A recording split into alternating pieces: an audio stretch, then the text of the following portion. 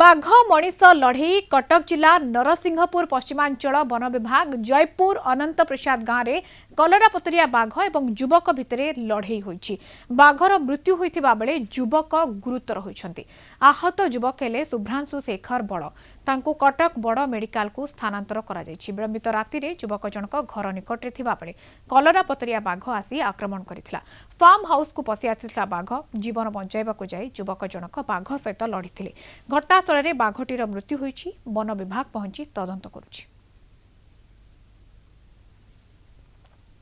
कुकुर दुटा आम राति बारटा साढ़े बारटा से भुकिकी बाहर को धाइले हाथी आसती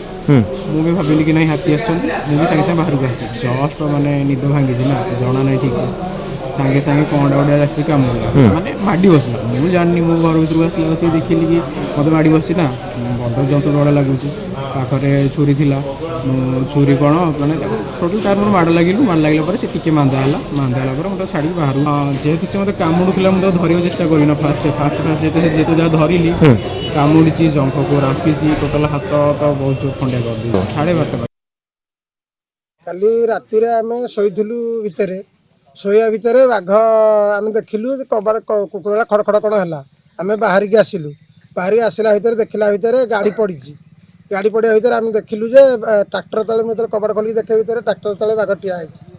सेठू आम जो कबाड़ फिटे ये देखिकी बाघ दौड़ी आम पाखु जो आम कबाड़ को किदेवा भितर गाड़ी सब आसिकी से गाड़ी की भांगी 2टा बाइक गोटे स्कूटी